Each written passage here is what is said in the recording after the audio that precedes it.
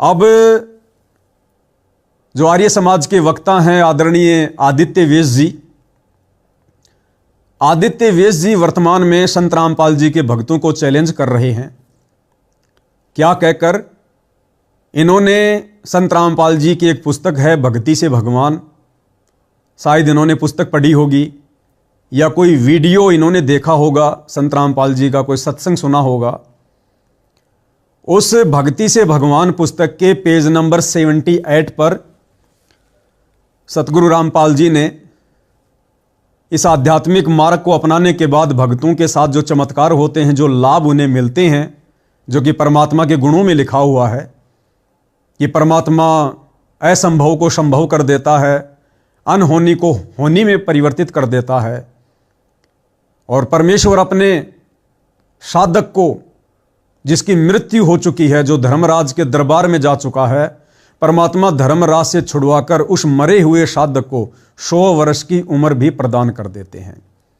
यदि साधक के अंग भी भंग हो गए हों, आंखों ने काम करना बंद कर दिया हो, शरीर के किसी अन्य अंग ने काम करना बंद कर दिया हो, तो शत भक्ति करने वाले भगत के अंग भी परमात्मा ठीक कर देता, सुचारू कर देता है। ये वेदों में परमेश्वर के गुणों में लिखा हुआ है।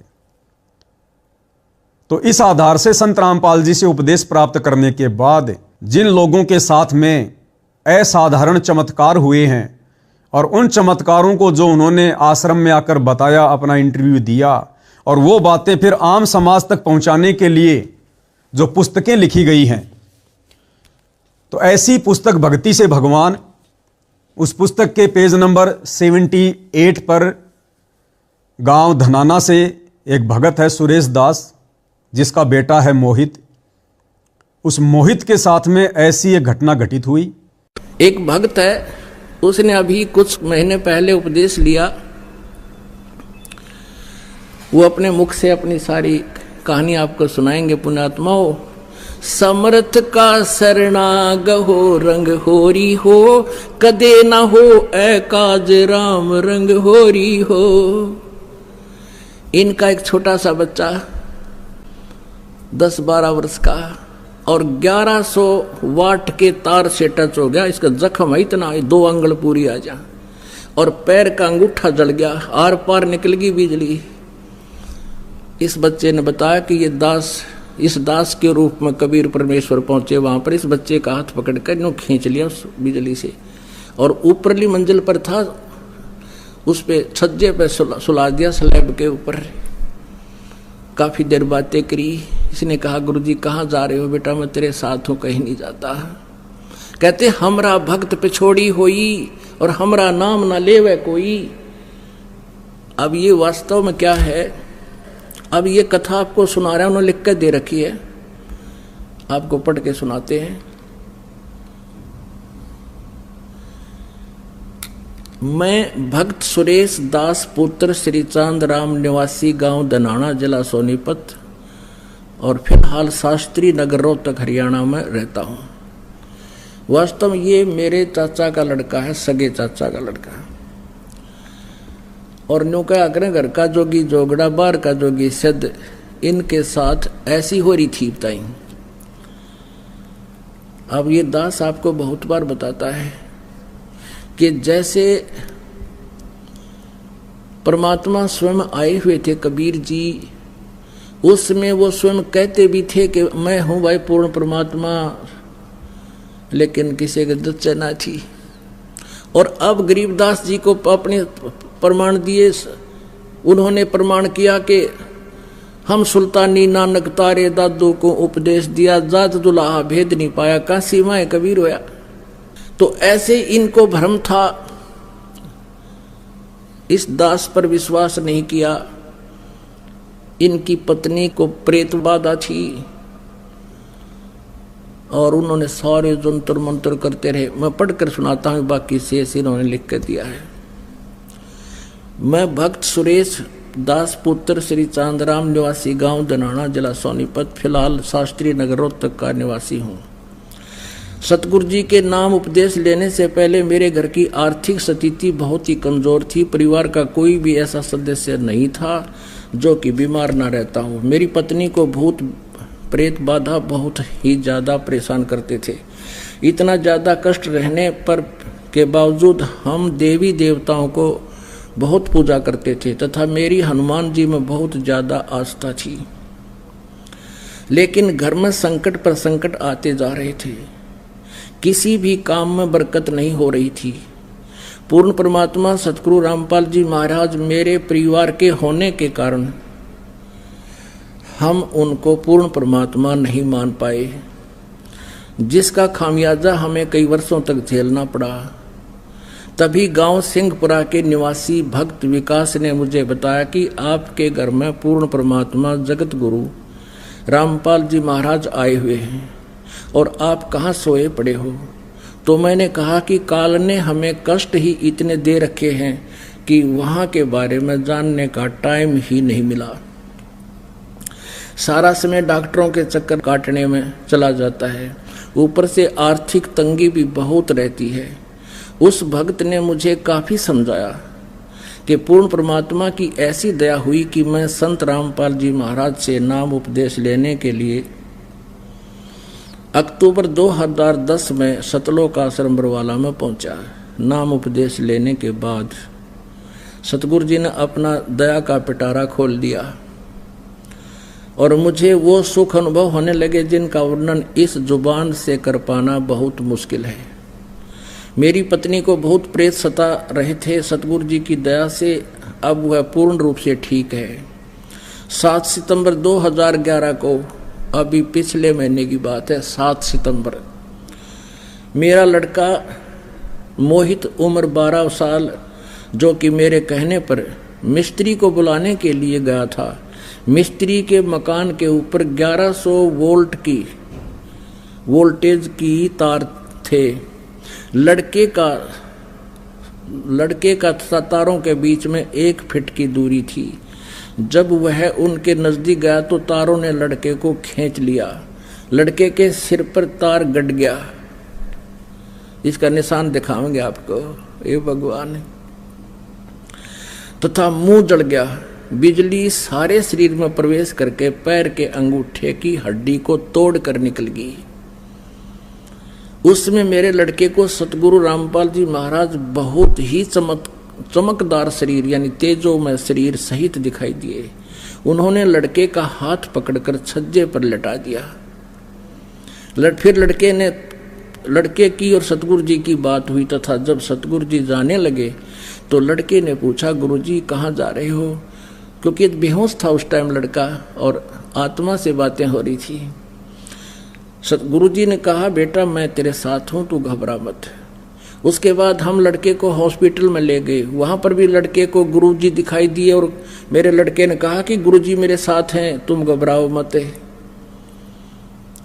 यदि आज हम परमेश्वर कबीर जी की शरण में नहीं होते तो हमारा लड़का जिंदा नहीं होता और हमें बहुत कष्ट का सामना करना पड़ता। बोलो सतगुरुदेव की जय। अब आपको दिखाते हैं, अभी आपको दिखाते हैं इस बच्चे का जो सतिथि। अब देख, अभी तो 1 महीने में लगभग 1 महीना हो गया, ऊपर हो गया, बल्कि बहुत फर्क हो गया। इसकी पहले की जो तस्वीर ले रखी है इन्होंने वो भी दिखाते हैं, देखना।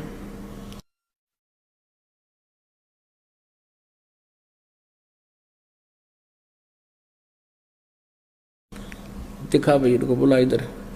गुरुदेव की जय। मंदिर छोड़ सतगुरु रामपाल जी महाराज की जय। मैं किसी मिस्त्री के पास गया हुआ था, फर्नीचर वाले मिस्त्री के पास गया हुआ था, तो उसके ऊपर से 11,000 वोल्टेज के तार गए हुए थे। तो मेरी मम्मी बोली तार ऊपर, मैं से देखने लगा तो ओ बिजली ने मैं खींच लिया 1.5 फुट ऊपर से।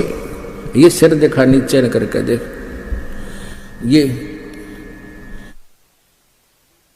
ये निशान पड़ रहा है लड़के का। ये नीचा कर गर्दन थोड़ी सी, ये देख उतर जाएगा। ओए होए होए, ये बंदी छोड़। ये तो 1 महीने के बाद ये स्थिति 2 उंगल पूरी आ जाए, इतना खड्डा था इस बच्चे का। पैर का अंगूठा देखो इसका है। अब तो ये बहुत ठीक हो गया ना, कति कंडेम होया पड़ा था उस दिन।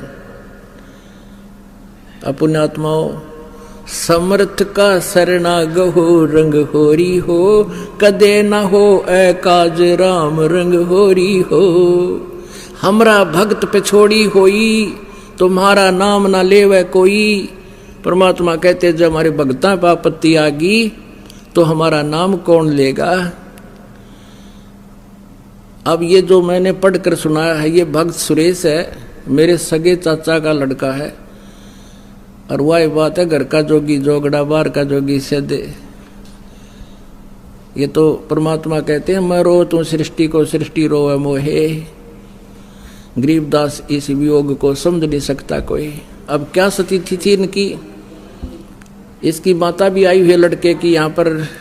उस दिन आई, इसमें 40 किलो वजन था और आज पहलवान कैसी हो रही है। नाम लिए 5-6 साल भर नाम लिया हुआ है, सारी बाधाएं दूर होगी, सब चिंताएं मिट गई। तो पुण्यात्माओं, ये समर्थ की ओट है। दुख दोंद उपादम जीव बंधे, समर्थ की नहीं उपासा है। इस समर्थ की उपासना ना करने से हम दुख पा रहे हैं। समर्थ की आडम होने के बाद कहते हैं ये उन्हीं की सुनवाई होती है, उन्हीं के ये दुख दूर होते हैं। ये लड़का मृत्यु को प्राप्त होना था अगर ये शरण में नहीं होते। कहते हैं पति भरता जमी पर जो जो धर है पाओ, समर्थ झाड़ू देते है ना काटा लग जावे। कहते जो जैसे आज दास सत्संग करा था, इतना लंबा चौड़ा विस्तार है, इतना ज्ञान हटाना पड़ता है। ये प्रसंग रह गया कि पति भरता यानी जो एक परमेश्वर पर आधारित हो जाती है पुण्यात्माएं, फिर वो समर्थ परमात्मा उनके जीवन रूपी सफर में जितनी भी बाधाएं आनी होती हैं, पापों के जो कारण दुख होना होता है, उन पाप रूपी कांटों को उस जीवन रूपी सफर में बुहारते चलते हैं, कहीं मेरी प्यारी आत्मा के कोई दुख ना हो जा। ये वही प्रमाण समझ लो। बोलो सतगुरुदेव। तो इस पुस्तक में उस इंटरव्यू को लिख दिया गया। तो पुस्तक में लिखने के बाद आदित्य वेश जी ने उसको पढ़ा होगा और आदित्य वेश जी को लगा कि ये तो एक मजाक है, ऐसा हो ही नहीं सकता है, ऐसा बिल्कुल भी नहीं हो सकता कि कोई व्यक्ति 11,000 वोल्ट की लाइट से टच हो जाए और उसके बाद वो बच जाए। और आगे इंटरव्यू में क्या लिखा था, उस लड़के ने बाद में बताया होश में आने के बाद कि जब मुझे लाइट ने पकड़ा उसी समय सतगुरु रामपाल जी, जो मोहित सतगुरु रामपाल जी से उपदेश ले चुका था, उनका भगत बन चुका था। तो ये परमात्मा तो अपने भक्तों के साथ फिर अनहोनी करता है। परमात्मा कहते हैं जय मेरा भगत पछोड़ी हुई, तो हमरा नाम ना लेवे कोई। परमेश्वर तो अनहोनी करता है, क्योंकि आज से पहले हमें परमेश्वर के गुणों का पता ही नहीं था। हमने केवल श्री राम को, श्री कृष्ण जी को, श्री महात्मा बुद्ध जी को, हमने केवल इन देवी देवताओं को, इन अवतारों को ही परमेश्वर मानकर पूजा। और इन देवी देवताओं में, इन अवतारों में वो शक्ति नहीं, वो सामर्थ्य नहीं कि ये होनी को अनहोनी कर दें, अनहोनी को होनी कर दें, असंभव को संभव कर दें। ये इनके गुणों में नहीं है, इनके सामर्थ्य में नहीं है। तो धीरे धीरे धीरे धीरे भक्ति करते करते भी जब लोगों को इन देवी देवताओं से मंदिरों में जाकर, मस्जिदों में जाकर, चर्चों में जाकर, गुरुद्वारों में जाकर जब भक्ति वाला लाभ प्राप्त नहीं हुआ, तो लोगों ने धीरे धीरे ये सोच लिया कि भाई भगवान कुछ नहीं कर सकता, भगवान कोई चमत्कार नहीं कर सकता। अब कमी हमारी थी, हमने भगवान को ना पहचान कर और इन पत्थरों को भगवान मानकर, देवी देवताओं को भगवान मानकर पूजना शुरू कर दिया। अब जैसे सतगुरु रामपाल जी कहते हैं कि अनजाने में कोई व्यक्ति अगर गाय की बजाय और किसी गधे के नीचे उसको गाय समझकर दूध प्राप्ति के लिए बाल्टी लेकर बैठ जाए, तो वो गधा कभी भी दूध की बाल्टी नहीं भरेगा, वो केवल मूत की बाल्टी भर सकता है। तो इसी प्रकार जितने भी देवी देवता हैं, ये जितने भी तथाकथित साधु संत महात्मा हैं, जितने भी पैर पैगंबर कुतुब ओलिया सुर नर मुनिजन ज्ञानी 33 करोड़ देवी देवता, यहाँ तक ब्रह्मा विष्णु महेश, ये परमेश्वर नहीं है, ये परमात्मा नहीं है, ये समर्थ भगवान नहीं है जो हमें लाभ दें। ये केवल उतना ही दे सकते हैं जितना परमेश्वर ने हमारे भाग्य में लिख दिया। ये देवी देवता केवल हमें उतना ही दे सकते हैं, उससे कम या ज्यादा नहीं दे सकते। माशा घटे ना तिल बदे विधाता लिखे जो लेख, साचा सतगुरु मेटकर ऊपर मार दे मेघ। तो गलती हमारी जो हमने पत्थरों में भगवान देखा और सोचा कि ये हमें लाभ देंगे, और यदि लाभ हो रहे थे तो वो हमारी ही पूर्व जन्म की भक्ति के कारण हो रहे थे, उन देवी देवताओं के कारण नहीं हो रहे थे। अब आगे चलकर धीरे धीरे धीरे धीरे उस वर्तमान भक्ति से तो हमें कोई लाभ हुआ नहीं, क्योंकि वो भक्ति शास्त्रों के विरुद्ध थी। और पूर्व जन्म की भक्ति जो हमारे पास थी, उस भक्ति से हमने धीरे धीरे धीरे धीरे जो है सुख सुविधा लेकर हमने उसको भी खर्च कर दिया। अब हम हो गए 0/0। जैसे बैटरी होती है, डिस्चार्ज हो जाती है, उसके बाद ना पंखा चलेगा ना कोई बल्ब जलेगा। तो अब हमने बैटरी डिस्चार्ज होने के बाद, पूर्व जन्म की भक्ति कमाई खर्च करने के बाद, अब हमने फिर से सुख प्राप्ति के लिए, लाभ प्राप्ति के लिए, कि सुना है भगवान अंधे को आंख देता है, कोढ़ी को काया देता है, बांझ को बेटा देता है, निर्धन को माया देता है, स्वस्थ शरीर कर देता है। तो ये सोचकर हमने इन पत्थरों को भगवान मानकर मंदिर, मस्जिद, चर्च, गुरुद्वारों में जाकर, तीर्थों पर जाकर, बद्रीनाथ, केदारनाथ जाकर, कावड़ लाकर इत्यादि, ये जो तरह तरह के जो ये कार्य हैं, इनके माध्यम से हमने भगवान से लाभ लेना चाहा, जो कि भगवान से लाभ दिलाने वाले कार्य नहीं हैं। तो हमें लाभ कोई हो नहीं रहा। दुख ज्यों के त्यों, आज हॉस्पिटल भरे पड़े हैं, रोड पर कितने लोग एक्सीडेंट हो रहे हैं, कितने लोग दारिद्र हैं, दुखी हैं, परेशान हैं, निर्धन हैं, आत्महत्या कर लेते हैं, समय पर लोगों को खाना भी नहीं मिलता। भक्ति तो वो भी कर रहे हैं। 90% हिंदू समाज अवश्य किसी न किसी देवी देवताओं की भक्ति करता है, फिर भी मां दुखी है। क्यों? क्योंकि हमारी भक्ति विधि ठीक नहीं है। हमें अभी तक तो भगवान का नहीं पता, भक्ति भला हम क्या करेंगे। अरे भक्ति करने के लिए सबसे पहले ये पता होना चाहिए कि भगवान कौन है, तब जाकर हमें लाभ मिलेगा। तो वर्तमान में भक्ति सब कर रहे हैं, लेकिन शास्त्रों के विरुद्ध, और शास्त्र विरुद्ध भक्ति करने के चलते गीता अध्याय 16 श्लोक 23 के अनुसार कि अर्जुन, शास्त्र विधि को त्याग कर जो व्यक्ति भक्ति करता है उसको किसी प्रकार का कोई सुख नहीं होता है, मोक्ष नहीं मिलेगा। तो हम लोगों ने, आम समाज के लोगों ने धीरे धीरे धीरे धीरे अपने मन मंदिर में ये धारणा बना ली कि भैया कोई फायदा नहीं है भगवान की भक्ति करने से, और भगवान की भक्ति हमने खूब करके देख ली, कोई लाभ नहीं होता किसी भी प्रकार का। तो ये धारणा हमारी बन गई, जिस कारण से वर्तमान में संत रामपाल जी के भक्तों के सुखों को देखकर, उनके शरीर में, उनके घर में जो चमत्कार हो रहे हैं, इस सत भक्ति को करने के चलते, सच्चे भगवान की पहचान करके संत रामपाल जी की शरण में आकर शास्त्र अनुकूल सत भक्ति करने के चलते जो अवर्णनीय, जो चमत्कारिक लाभ उनके भक्तों को हो रहे हैं, उन चमत्कारों को देखकर आम समाज के लोगों ने यह सोच लिया कि नहीं, ये लोग डींग मार रहे हैं, ऐसा हो ही नहीं सकता, क्योंकि उन लोगों के साथ में ऐसा नहीं हो रहा है। तो इसी श्रेणी में श्री आदित्य विष जी, क्योंकि भक्ति और भगवान की परिभाषा इन्हें भी नहीं पता, जिस कारण से उस पुस्तक में, भक्ति से भगवान पुस्तक में जो इंटरव्यू मोहित का लिखा हुआ है, जो चमत्कार उसके साथ उसके सतगुरु ने किया, उस चमत्कार को सुनकर आदित्य विष जी के मन में और अधिक दोष संत रामपाल जी के प्रति पैदा हो गया, और इन्होंने 10 लाख रुपए का इनाम घोषित कर दिया। एक पोस्टर इन्होंने बनाया, और उस पोस्टर में इन्होंने ये लिख दिया कि भाई संत रामपाल जी के भक्तों को मैं चैलेंज करता हूं, संत रामपाल जी का कोई भी भगत या खुद संत रामपाल जी 11,000 वोल्ट की लाइन तो छोड़ दो, अगर 250 वोल्ट की लाइन को भी मुझे हाथ लगा के दिखा दे, 2 मिनट तक 3 मिनट तक उसको पकड़ के रहे, अगर वो बच जाता है तो मैं आदित्य वेश उसको 10 लाख रुपए का इनाम दूंगा।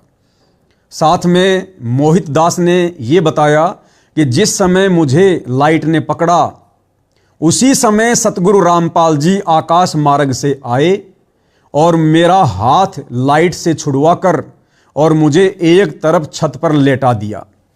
और संत रामपाल जी ने कहा कि बेटा घबराने की चिंता नहीं है, अब मैं आ गया हूं, तेरा कुछ नहीं बिगड़ेगा। तो इस बात को लेकर भी आदित्य वेश जी जो है अपने मन में तरह तरह की विचारधारा बना बैठे कि भाई देखो किस प्रकार से ढोंग कर रहे हैं, किस प्रकार से ये लोग पाखंड कर रहे हैं, और ये कह रहे हैं कि संत रामपाल जी आकाश मार्ग से आए। क्या ये संभव है?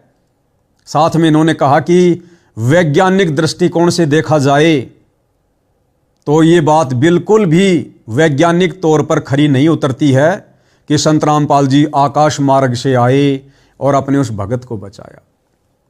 तो आदित्य वेश जी जो मुख्य बात थी वो मैंने आपको बता दी कि जो लोग वर्तमान में शास्त्र अनुकूल सत भक्ति से और सत्य पुरुष कबीर देव की भक्ति करने के चलते जो अवर्णनीय चमत्कार उसके भगत के साथ होते हैं, दुनिया उनसे अपरिचित है। इसलिए दुनिया वालों को तो ये मजाक की बातें लगेंगी, लेकिन संत रामपाल जी के भगत इस प्रकार के चमत्कारों को रोजाना अनुभव करते हैं। तो आदित्य वेश जी ने 10 लाख का इनाम घोषित कर दिया। अब इनाम घोषित करने के बाद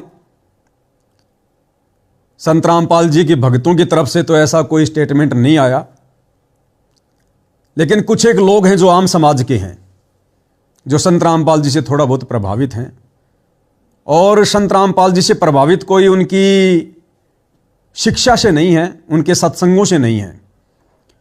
अभी कुछ दिन पहले हरियाणा के कुछ गांव में बाढ़ का पानी आ गया, फसलें उनकी डूबने लगी, तो संत रामपाल जी के परिवार ने एक अन्नपूर्णा मुहिम चलाकर लोगों को मोटर देकर, पाइप देकर गांव वालों के खेतों का पानी निकाल दिया। गांव वालों ने राहत की सांस ली, संत रामपाल जी का मान सम्मान किया गया।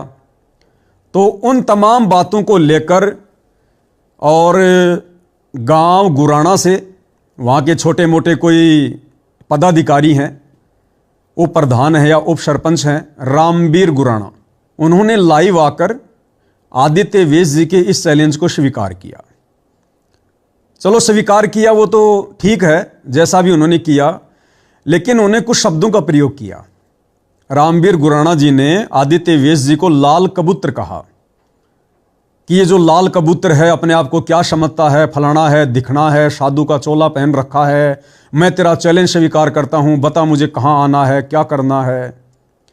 तो जिस प्रकार की अमर्यादित भाषा का प्रयोग रामवीर गुराना जी ने किया, वो रामवीर गुराना जो संत रामपाल जी का भगत नहीं है, संत रामपाल जी का शिष्य नहीं है, और एक दूसरा व्यक्ति जिसका नाम अनूप ब्यानखेड़ा है, जो हिसार के किसी गांव का रहने वाला है, उसने भी इसी प्रकार की अमर्यादित भाषा का प्रयोग किया आदित्य वेश जी के लिए। और वो अनूप ब्यानखेड़ा भी अनुपदेशी है, संत रामपाल जी का भगत नहीं है। तो मैं इन दोनों भाइयों से कहना चाहूँगा, रामवीर जी से और अनूप जी से, भैया आप पहले सतगुरु रामपाल जी के सत्संग सुनो, आप सतगुरु रामपाल जी की विचारधारा से परिचित हो जाओ, या उनसे उपदेश लो, उनके भगत बनो।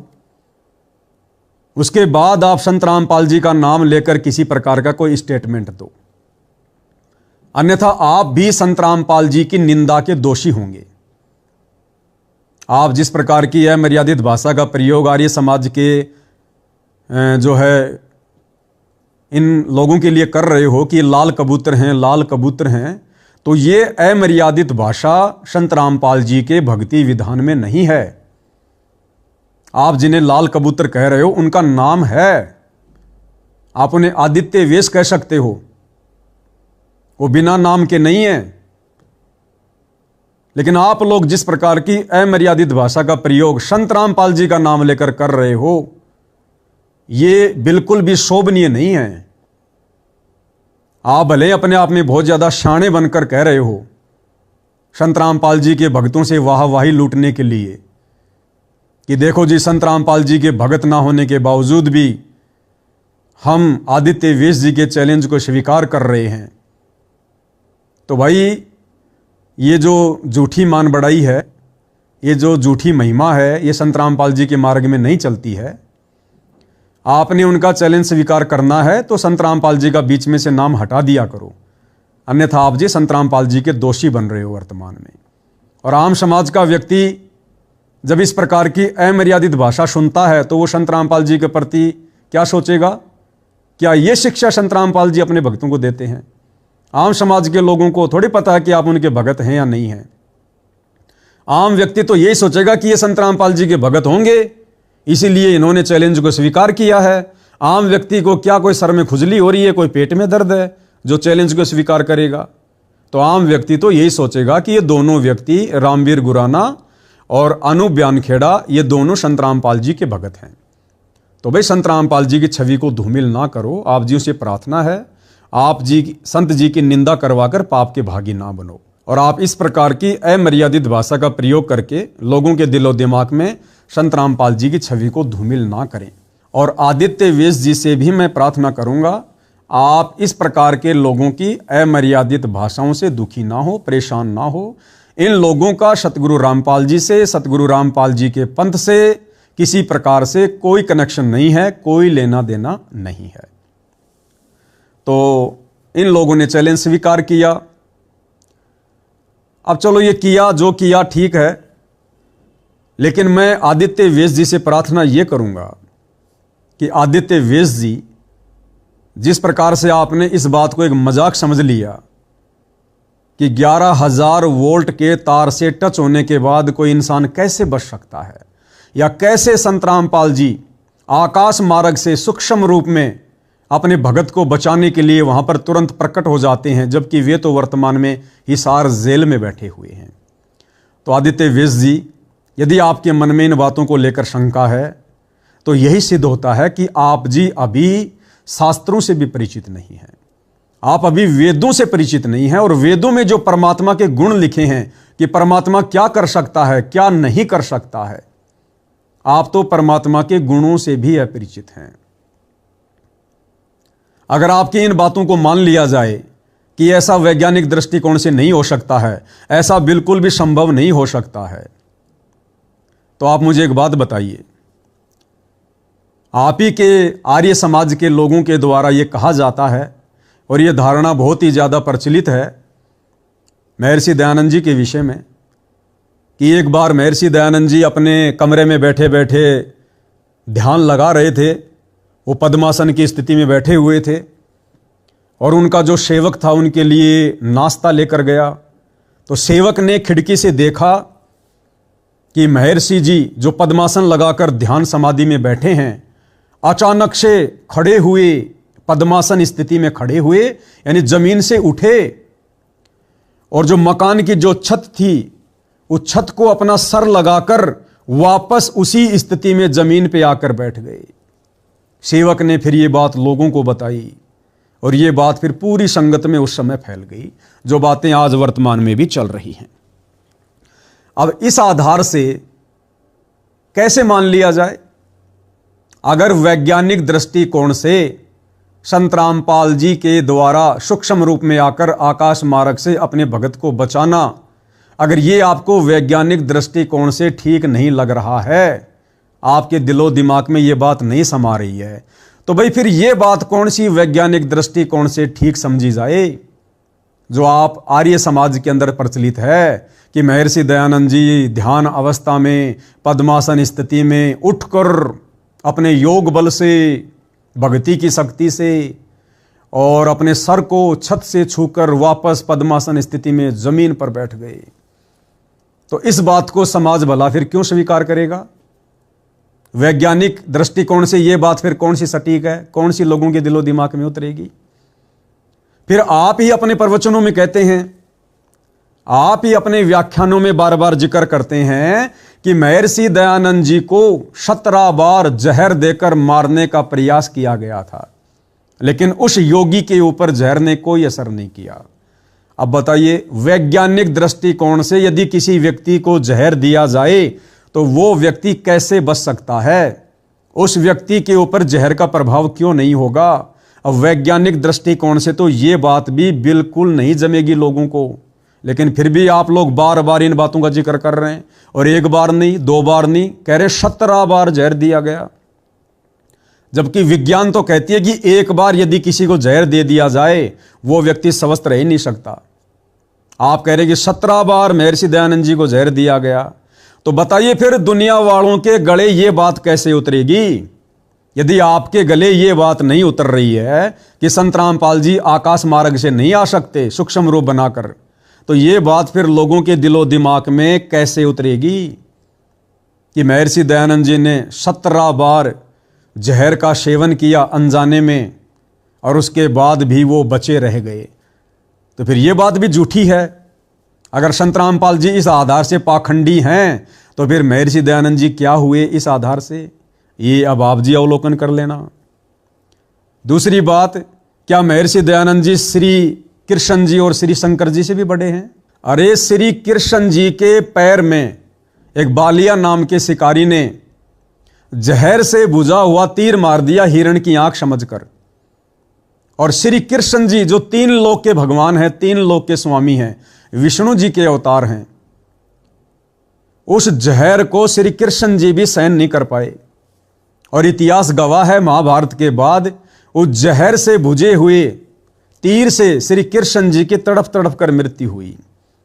अब बताइए, श्री कृष्ण जी जो 3 लोक के भगवान हैं, त्रिलोकी नाथ हैं, विष्णु के अवतार हैं, वो एक बार के जहर को भी सहन नहीं कर पाए और उनकी मृत्यु हो जाती है। और महर्षि दयानंद जी जिनको 17 बार आप लोगों के अनुसार जहर दिया गया और वो मरे नहीं, तो बताइए इस आधार से तो फिर महर्षि दयानंद जी तो श्री कृष्ण जी से भी बड़े हो गए, भगवान विष्णु से भी बड़े हो गए। अब इस बात को जो आप कहते हैं भाई आम समाज फिर कैसे स्वीकार करेगा? फिर कैसे वैज्ञानिक दृष्टिकोण से लोग इस बात को स्वीकार करेंगे? क्या ये पाखंड नहीं है? शंकर भगवान, दुनिया जानती है, समुद्र मंथन के दौरान जब 2 घड़े निकले, एक अमृत का और एक जहर का, तो आप सबको पता है कि श्री शंकर जी ने उस जहर को अपने कंठ में रोक लिया था, जिस कारण से उनका एक नाम पड़ा नीलकंठ, क्योंकि जहर को अपने कंठ में रोकने के कारण उनका जो ऊपर का हिस्सा है वो नीला पड़ गया, जिस कारण से श्री शंकर जी को नीलकंठ की संज्ञा भी दी जाती है। और वे अपनी शुद्ध बुद्ध खो बैठे थे, उन्हें कुछ भी ध्यान नहीं रहा कि समुद्र मंथन के दौरान फिर आगे क्या हुआ। और आप कह रहे हो कि महर्षि दयानंद जी को 17 बार जहर दे दिया गया, उनका कुछ नहीं बिगड़ा, तो फिर तो महर्षि दयानंद जी आप लोगों के अनुसार त्रिलोकी नाथ श्री शंकर जी से भी बड़े हो गए। अरे शंकर जी ने तो केवल अपने गले में जहर को रोक के रखा था, उसको पिया भी नहीं, अंदर भी नहीं गया। जिस प्रकार 17 बार आप लोगों के अनुसार दयानंद जी के शरीर के अंदर जहर चला गया था, तो शंकर जी के तो खाली कंठ में रुका हुआ था, पूरा शरीर नीला पड़ गया था ऊपर का हिस्सा, जो शुद्ध बुद्ध खो बैठे भगवान होने के बावजूद। तो क्या महर्षि दयानंद जी श्री शंकर जी से भी बड़े हैं? अब वैज्ञानिक दृष्टिकोण से यह बात फिर कैसे गले उतरेगी? तो इस आधार से यदि महर्षि दयानंद जी को कोई पाखंडी कहे या आप लोगों को कोई पाखंडी कहे कि देखो ये पाखंडी कैसा पाखंड फैला रहे हैं, महर्षि दयानंद जी की बढ़ा चढ़ा के महिमा कर रहे हैं, ऐसा कभी हो सकता है? ऐसा कभी हुआ है? तो बताओ फिर आप जी के क्या विचार होंगे फिर इस पर? फिर आपके दिल पर क्या बीतेगी?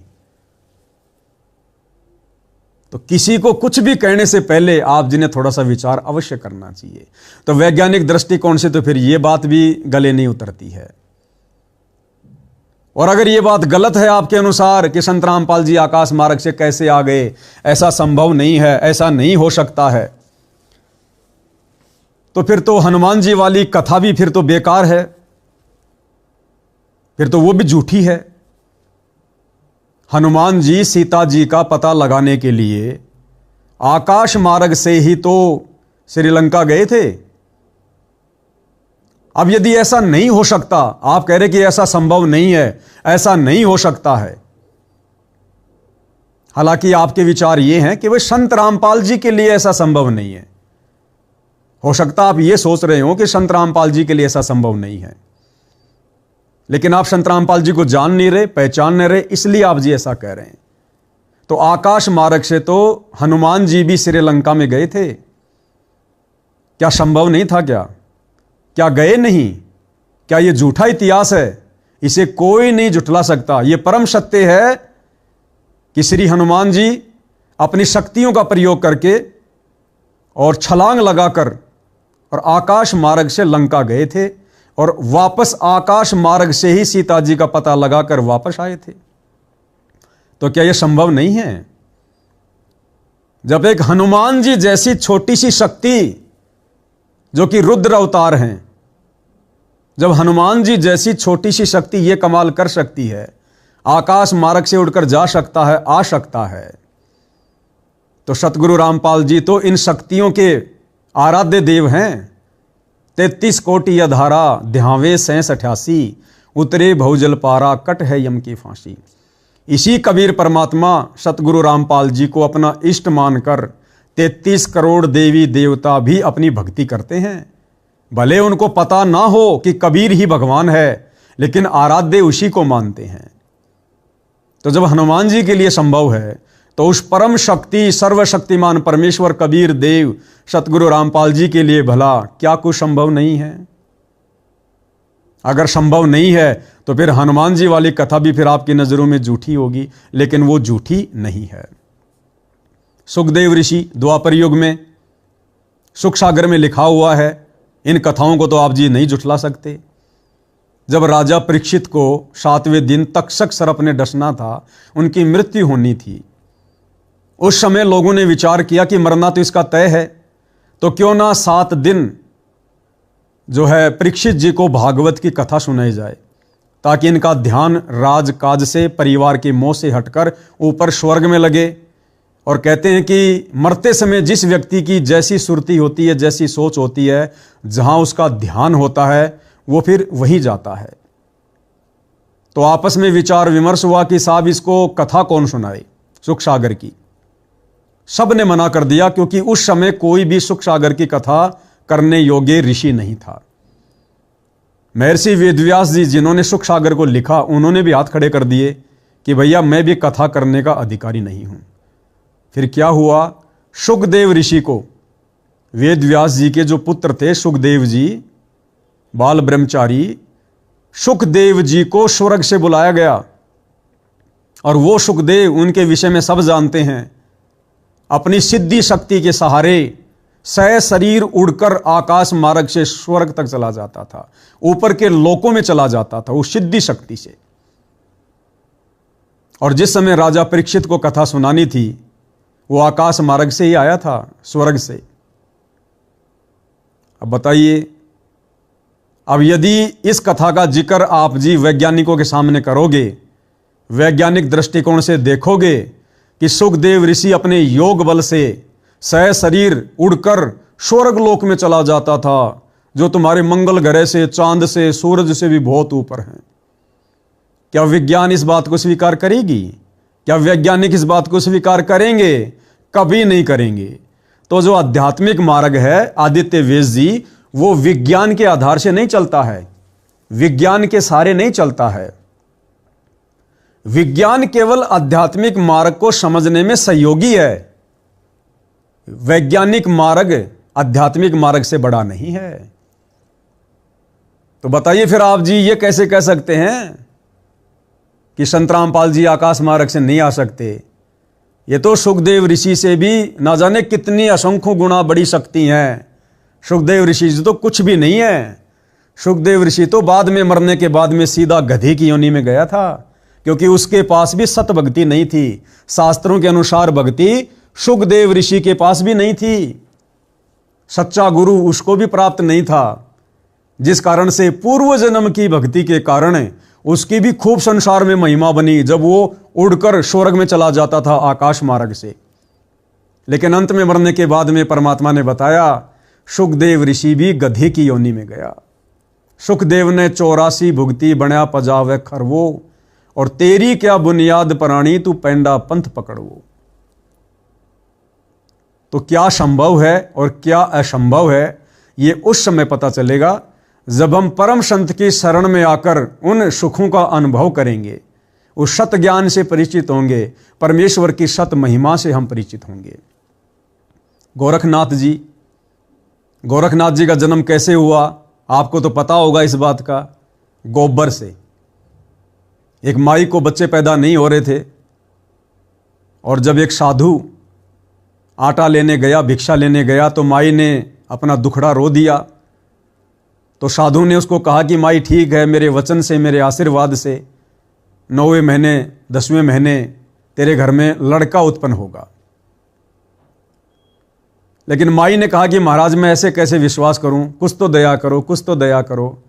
तो साधु ने उसको राख दे दी कि बेटी ये राख तू ले लेना और तेरे संतान हो जाएगी मेरे वचन से। होना तो वचन से था, लेकिन माई के विश्वास के लिए साधु ने उसको राख दे दी। किसी पाड़ोसन को जब इस बात का पता चला तो पाड़ोसन ने उसको बहका दिया, डरा दिया कि तू किस चक्कर में पड़ी है, ना जाने और कुछ हो जाएगा, फलाना है, दिखना है, ये बाबा लोग ऐसे ही हैं। तो उस माई ने क्या किया, उस राख को उसने जो है कुरडी में डाल दिया, जहां पर गाय भैंस का गोबर डालते हैं गांव से बाहर, वहां डाल दिया। अब वो तो वचन शक्ति थी, फलित होनी थी। 9वें महीने उस गोबर से गोरखनाथ का जन्म होना था, हो गया। उधर से साधु महात्मा फिर आया 10वें महीने कि माई बड़ी प्रसन्न होगी, बच्चा पैदा हो गया होगा। साधु जी गए, माई आई, तो साधु ने कहा कि माई बच्चा कहाँ है? बोले महाराज बच्चा तो हुआ ही नहीं। बोला ऐसा तो संभव ही नहीं हो सकता। मैंने तुझे जो राख दी थी वो कहाँ है, तूने ली? बोले महाराज मैंने तो नहीं ग्रहण की। कहाँ है? ऐसे ऐसे मैंने वो कुरडी में डाल दी। साधु महात्मा वहां गए, खोद कर देखा तो वहां गोबर में अंदर गोरखनाथ जी बैठे हुए हैं, बालक रूप में, शिशु रूप में। साधु ने उसको उठाया और कहा कि माई तेरे वश की बात नहीं इस बच्चे को पालना, और साथ में ले गए। अब बताइए आदित्य वेश जी, अगर आप वैज्ञानिकों के सामने इस बात का जिक्र करोगे या वैज्ञानिक दृष्टिकोण से इस बात को यदि आप जानना चाहोगे, तो भाई वैज्ञानिक दृष्टिकोण से तो इस बात पर कोई विश्वास नहीं करेगा कि गोबर से भला इंसान कैसे पैदा हो सकता है। लेकिन हो गया भाई, आध्यात्मिक पावर है, आध्यात्मिक शक्ति है, परमात्मा जो चाहे सो कर दे। वो कहते हैं ना कि साहिब से सब होत है, बंदे से कुछ नहीं। साहिब यानी परमात्मा, परमेश्वर, और बंदा यानी इंसान। साहिब से सब होत है, बंदे से कछु नहीं। वो राई से पर्वत कर दे, फिर पर्वत से राई। वो परमात्मा कुछ भी कर सकता है। मोला जल से थल करे, मोला यानी परमात्मा, परमेश्वर, कबीर देव जो वर्तमान में संत रामपाल जी के रूप में धरती पर प्रकट हैं, वो जल से थल कर दे। अगर पूरा संसार में अगर पानी भराओ, एक क्षण में सूखा कर दे। अगर सूखा है, एक संसार में पानी से भर दे। तो कहते हैं वो परमात्मा, वो मोला जल से थल करे और थल से जल कर देत, और साहिब तेरी साहिबी शाम कहूं के सवेत। तो वो परमात्मा कुछ भी कर सकता है। आध्यात्मिक शक्ति से कुछ भी हो सकता है, कुछ भी असंभव को संभव कर सकता है। लेकिन वर्तमान में लोगों के पास में आध्यात्मिक शक्ति रही नहीं, लोगों के पास में सत भक्ति रही नहीं, क्योंकि भक्ति से शक्ति आती है, और भक्ति वर्तमान में दुनिया कर नहीं रही, कर रही है तो शास्त्रों के विरुद्ध कर रही है, जिस कारण से कोई चमत्कार नहीं हो रहे, और धीरे धीरे लोगों का भक्ति और भगवान से विश्वास उठता जा रहा है। तो गोरखनाथ जी का जन्म गोबर से हुआ। अब इस बात को भाई विज्ञान तो स्वीकार नहीं करेगी। अब अगर विज्ञान स्वीकार नहीं करेगी तो क्या हम इतिहास को झुठला दें? तो संत रामपाल जी क्या कर सकते हैं, क्या नहीं कर सकते हैं? आकाश मार्ग से कहीं भी प्रकट होना, ये तो उनके लिए बाएं हाथ का खेल है। अरे नारद जी, नारद मुनि, आप देखते होंगे महाभारत में, कथाओं में भी आपने पढ़ा होगा, नारायण नारायण बोल के पल में कहीं भी वो प्रकट हो जाते थे, कहीं भी प्रकट हो जाते थे। कौन सा विमान लेके आते थे बताइए? कौन सा वो अपने आप में रिचार्ज करवाया करते थे? कहीं भी प्रकट हो जाते थे तुरंत चुटके में नारायण नारायण कहते हुए।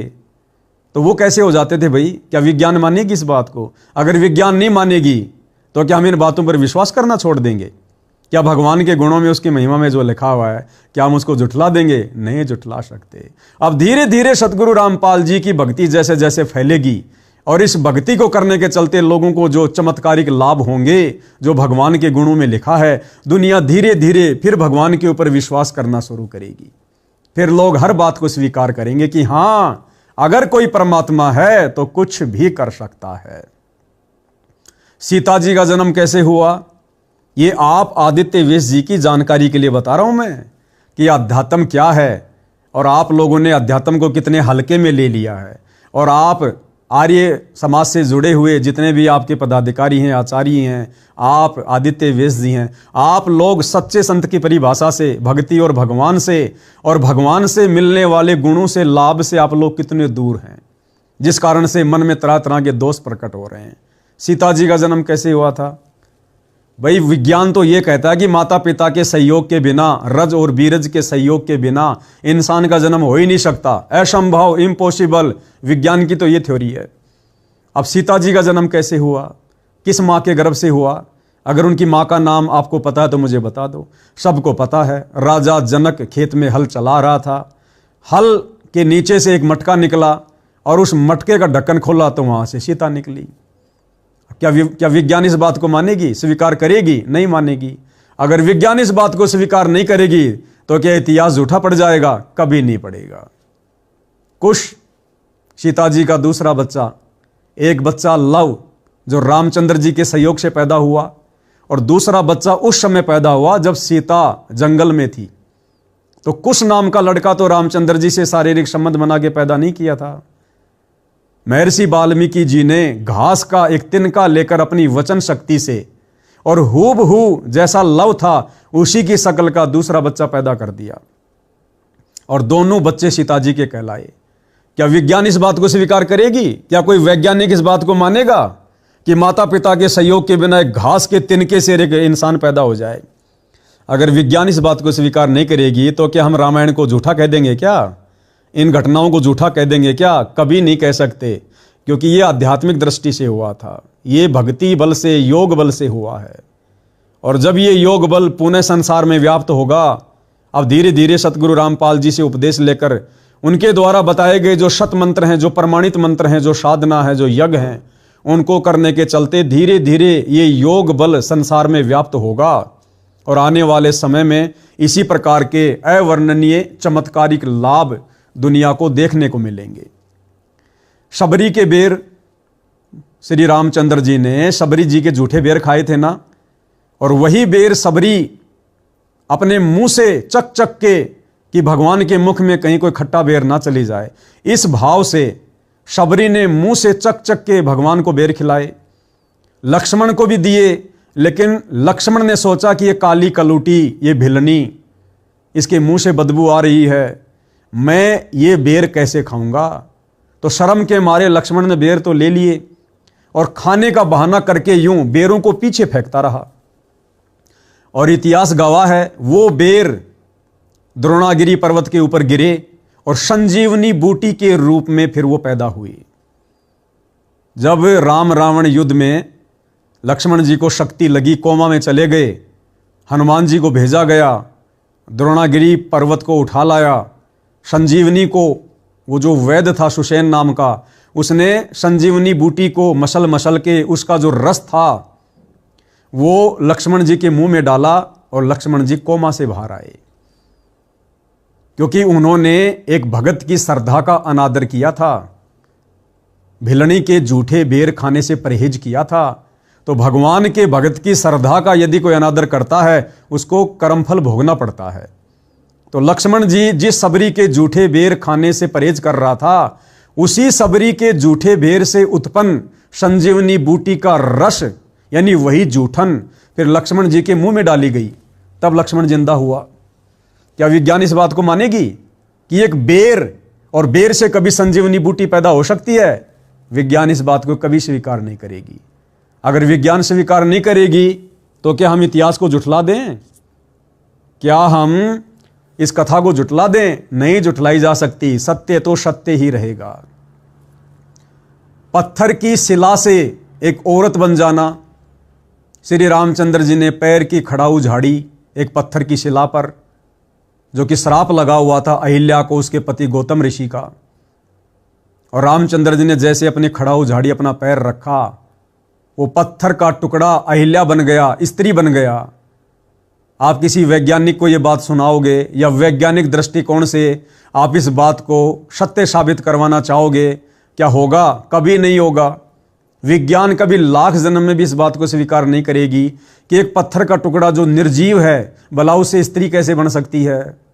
लेकिन क्या ये झूठ है? बिल्कुल भी झूठ नहीं है। तो परमात्मा क्या नहीं कर सकता? परमेश्वर की भक्ति से क्या नहीं हो सकता? आध्यात्मिक शक्ति से क्या नहीं हो सकता? और तमाम सिद्धि शक्तियों के मूल सतगुरु रामपाल जी हैं। आदरणीय गरीबदास जी कहते हैं, गरीब सब पदवी के मूल हैं, सकल सिद्धि हैं तीर, दास गरीब सत्य पुरुष भजो अविगत कला कबीर। इस कबीर परमेश्वर जी के पास तो अनंत सिद्धियां हैं, सिद्धियों का स्वामी है, जनक है। तो सतगुरु रामपाल जी को जब तक आप नहीं जान रहे, नहीं पहचान रहे, तब तक ही आपके विचार उनके प्रति ऐसे हैं। जिस दिन आप उन्हें जान जाओगे, पहचान जाओगे, और ये पहचान होगी निष्पक्ष भाव से, धैर्य के साथ, कुछ दिन उनके सत्संग सुनने से, तब आपको पता चलेगा कि सतगुरु रामपाल जी कौन है, क्या परम शक्ति है, और ये क्या क्या चमत्कार अपने भक्तों के साथ में कर सकते हैं और कर रहे हैं। तो पत्थर की शिला, उससे स्त्री बनना विज्ञान तो स्वीकार नहीं करेगी। वैज्ञानिक पैरामीटर के हिसाब से तो ये बात खरी नहीं उतरती, लेकिन है बात परम सत्य, इसको झुठलाया नहीं जा सकता। रावण का विमान पुष्पक विमान बिना इंजन के चलता था, आध्यात्मिक शक्ति से चलता था। रावण ने देवताओं के साथ में युद्ध किया, उनको हराया, और ये जो पुष्पक विमान था, ये देवताओं का जो वित्त मंत्री था, जो कुबेर, धन का देवता, जो कुबेर देव था, उसके पास था। तो रावण ने छीन लिया, लंका में ले आया, रावण युद्ध हुआ, रावण मारा गया। वो विमान उसके बाद श्री रामचंद्र जी ले आए अयोध्या। और उस विमान की क्या खासियत थी? उस समय तो कोई इंजन नहीं था भाई, बिना इंजन के चलता था। और उस विमान की विशेष खासियत थी, उसमें कितने भी व्यक्ति बैठा दो, फिर भी एक व्यक्ति की जगह हमेशा खाली रहती थी।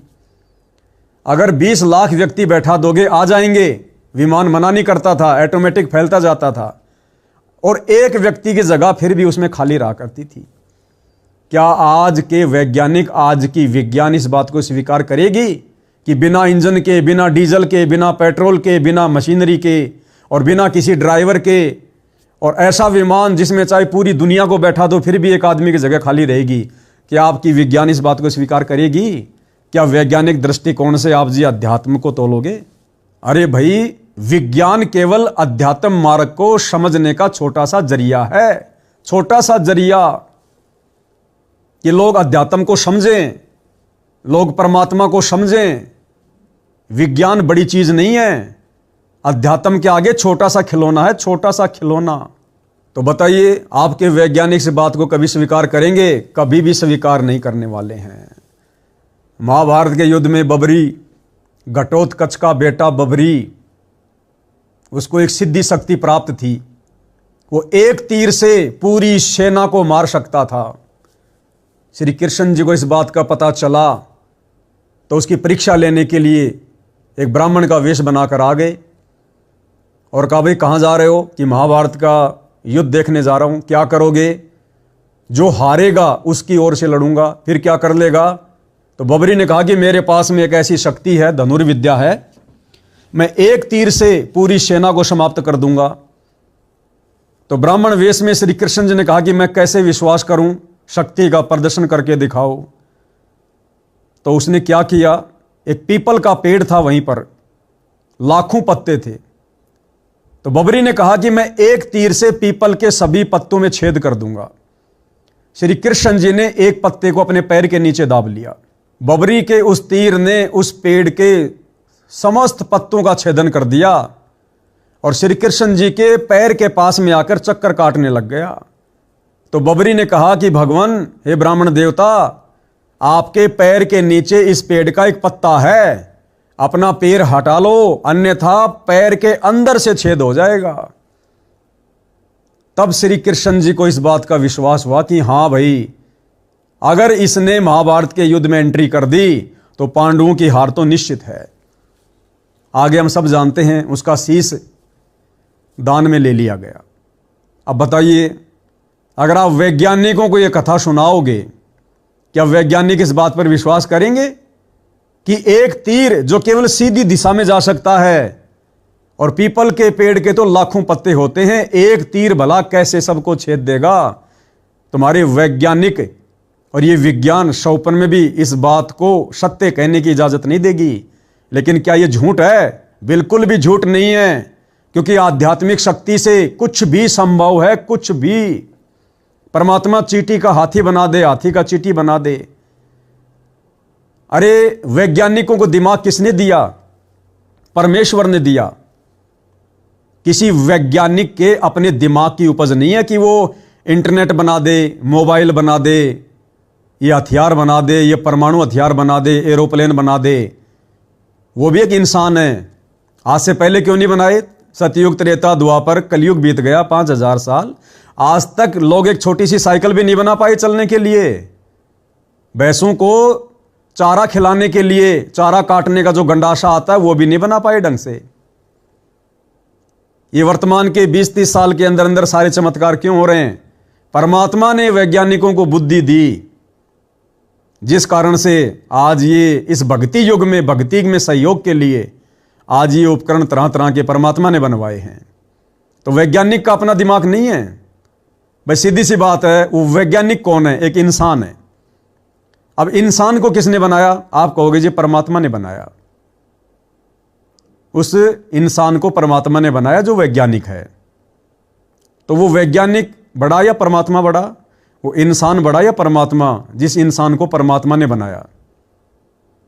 तो परमात्मा ने इंसान को बुद्धि दी और परमात्मा से प्राप्त बुद्धि के आधार से उसने वर्तमान में ये वैज्ञानिक उपकरण बनाए हैं, क्योंकि परमात्मा के द्वारा पहले से सब कुछ निर्धारित था कि चौथा युग कलयुग होगा, मशीनरी युग होगा, क्योंकि ये भक्ति युग है।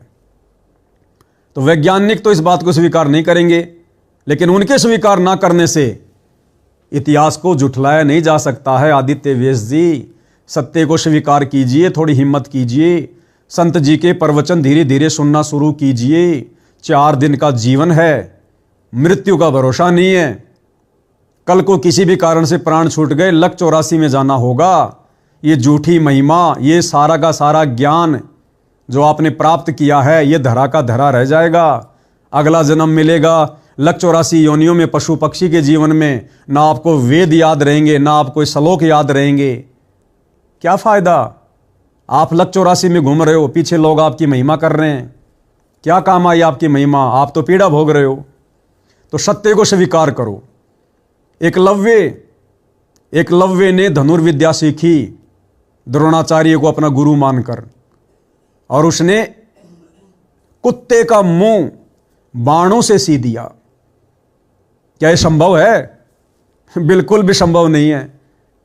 जो कुत्ता भौंक रहा था, एकलव्य ने अपने बाणों से उसका मुंह भर दिया और खून का टपका भी नहीं निकला, खून का टपका भी। क्या यह संभव है? लेकिन भाई सत्य है। इतिहास को झुठलाया नहीं जा सकता, क्योंकि आध्यात्मिक शक्ति से उसने ऐसा किया। तो विज्ञान माने ना माने, आप और हमारे दृष्टिकोण से ये बात सही हो ना हो, लेकिन जो सत्य है वो तो सत्य ही रहता है। आपने महाभारत का प्रकरण तो सुना होगा, जिस समय दुर्योधन के कहने से दुशासन द्रौपदी की साड़ी को हटा रहा था, द्रौपदी को नंगा करने का प्रयास कर रहा था। उसी समय पूर्ण ब्रह्म परमात्मा जी ने द्रौपदी को आशीर्वाद दिया, दुनिया जिसको श्री कृष्ण कहती है, और द्रौपदी की साड़ी बढ़ा दी। दुशासन, जिसमें हजारों हाथियों जितना पावर था, आध्यात्मिक पावर था, उसको पसीने आ गए। साड़ी खींचते खींचते खींचते खींचते ढेर लग गया साड़ी का। द्रौपदी नंगी नहीं हो पाई। वो जितनी खींच रहा था, परमात्मा उतनी साड़ी सूक्ष्म रूप में बढ़ा रहे थे। द्रौपदी को नंगा नहीं कर पाया वो पहलवान। बताइए, क्या तुम्हारी विज्ञान इस बात को स्वीकार करेगी? क्या साड़ी कभी बढ़ सकती है? क्या कोई निर्जीव वस्तु कभी बढ़ सकती है? ऐसा संभव है? विज्ञान तो स्वीकार नहीं करेगी, लेकिन कथा बिल्कुल सत्य है। ऐसा ही हुआ था। तो विज्ञान के मानने या ना मानने से, वैज्ञानिक पैरामीटर पर कोई बात खरा उतरने से, नहीं उतरने से अध्यात्म को फैल नहीं किया जा सकता। परमात्मा की शक्ति को कम नहीं आंका जा सकता। आदित्य व्यास जी, अभी आप परमात्मा की शक्ति से अपरिचित हैं, उनके गुणों से अपरिचित हैं, क्योंकि महर्षि दयानंद जी ने आप लोगों को जो वेद पढ़ाए हैं वो उन्होंने सच्चे सतगुरु की शरण में आकर नहीं पढ़ाए। गुरु बिन काहू न पाया ज्ञाना, जो थोता बूछड़े मुड किसाना। और गुरु बिन वेद पढ़े जो प्राणी, वो समझे न ज्ञान रहे अज्ञानी। तो महर्षि दयानंद जी को सच्चा गुरु प्राप्त नहीं था, जगत गुरु प्राप्त नहीं था। जो जगत गुरु वर्तमान में धरती पर संत रामपाल जी के रूप में प्रकट है, सारी सृष्टि का जगत गुरु है। इनके अलावा कोई जगत गुरु हो ही नहीं सकता। तो जिस कारण से महर्षि दयानंद जी वेदों को समझ नहीं पाए और वेदों के विपरीत थ्योरी सत्यार्थ प्रकाश में लिखकर आम समाज में प्रचारित कर दी, यानी वेदों के विरुद्ध ज्ञान। और वही ज्ञान आप जी ग्रहण कर रहे हैं। तो उस ज्ञान को ग्रहण करके और शास्त्र विरुद्ध साधना करके आप जी कैसे परमात्मा को पहचान सकते हैं? आप कैसे परमात्मा की महिमा से परिचित हो सकते हैं? आप कैसे परमात्मा से मिलने वाले लाभ को प्राप्त कर सकते हैं? और जिन लोगों को वर्तमान में सत भक्ति करने के चलते संत रामपाल जी की शरण में आकर ये जो चमत्कारिक लाभ हो रहे हैं, जो परमात्मा के गुणों में लिखे हैं, जो आपको स्वीकार नहीं हो रहे। क्यों? क्योंकि आप परमात्मा की महिमा से अपरिचित हैं। तो विज्ञान की दृष्टि से नहीं, इस परमात्मा को आध्यात्मिक दृष्टि से जाना जाएगा। अब अगर राम रावण युद्ध के बाद की चर्चा करें तो श्री रामचंद्र जी ने सीता जी की अग्नि परीक्षा ली और सीता जी जलती हुई अग्नि में सबके सामने जाकर बैठ गई, अपने आप को पाक और पवित्र साबित करने के लिए। और इतिहास गवाह है, वो आग सीता जी का कुछ भी नहीं बिगाड़ पाई। वैज्ञानिक दृष्टि से क्या ये बात लोगों को जचेगी? कोई भी स्वीकार नहीं करेगा इस बात को। आज कोई भी व्यक्ति संसार का अगर आग में उंगली दे तुरंत जलेगी, हाथ हटा लेगा। सीता जी तो नहीं जली, तो क्या इस कथा को झुठला दें? उसको परमात्मा ने बचाया, वो परमात्मा के ऊपर आश्रित थी, वो सती थी। सती यानी जो अपने सत पर रहे, अपने धर्म पर रहे, उसको सती कहते हैं। कोई जल के मर जाए उसको सती नहीं कहते। तो सीता सती थी, अपने धर्म कर्म पर थी। रावण को उसने कभी सौपन में भी अपनाने का विचार नहीं किया, जिस कारण से उसके पतिव्रता धर्म को देखकर, उसके सतीत्व को देखकर कि सत ना छोड़े सूरमा, सत छोड़े पत जाए, और सत के बांधे लक्ष्मी फेर मिलेगी आए। परमात्मा कबीर देव ने, सतगुरु रामपाल जी ने, जो वर्तमान में धरती पर आए हुए हैं, इस परमेश्वर ने सीता के सतीत्व की रक्षा की, आग में जलने से बचाया। ये परमात्मा के गुणों में लिखा हुआ है। भगत प्रहलाद धोखे से उसकी बुआ होलिका अपने भाई हिरण्यकशिपु के कहने पर, क्योंकि होलिका को श्री ब्रह्मा जी की भक्ति करने के चलते एक वरदान प्राप्त था। और वरदान क्या था? ब्रह्मा जी ने उसको एक चद्दर दी हुई थी, एक चद्दर दी हुई थी कि इस चद्दर को ओढ़कर अगर तू आग में बैठ जाएगी तू नहीं जलेगी। जैसे आजकल वर्तमान में ये फायर प्रूफ वगैरह जैकेट आ रही हैं। तो होलिका बेला फुसलाकर भगत प्रहलाद को अपनी गोद में लेकर बैठ गई चिता के ऊपर। उसने खुद ने तो ओढ़ ली वो चद्दर जो ब्रह्मा जी से मिली थी, और अपने गोडों में, अपनी गोद में भगत प्रहलाद को लेकर बैठ गई। लोगों ने आग लगा दी। परमात्मा ने ऐसा खेल खेला अपने भगत के लिए, क्योंकि प्रहलाद भगवान का भगत था। भले त्रेता युग में भगत प्रहलाद विष्णु जी को भगवान मानता था, लेकिन पूर्व जन्म में कभी वो कबीर परमात्मा जी का भगत था। और ये कबीर परमात्मा ही समय समय पर, हम चाहे किसी की भी भक्ति कर रहे हैं, हमारी रक्षा वही करता है। तो परमात्मा ने ऐसी दया बख्शी, मालिक ने आंधी चला दी, और वो जो चद्दर थी जिसे होलिका ओढ़ कर बैठी थी, वो चद्दर होलिका के शरीर से हटकर भगत प्रहलाद के ऊपर आ गई, और चारों तरफ से चद्दर ने भगत प्रहलाद को ढक लिया। और उस अग्नि में होलिका जलकर मर गई, और भगत प्रहलाद का बाल विवाह का नहीं हुआ। तो ये परमात्मा ने किया, अपने भगत के लिए किया। अब बताइए, क्या तुम्हारी विज्ञान इन बातों को स्वीकार करेगी कि ऐसी कोई चद्दर भी हो सकती है? क्या ब्रह्मा जी ऐसा कोई वरदान भी दे सकते हैं? लेकिन भाई सत्य तो सत्य है।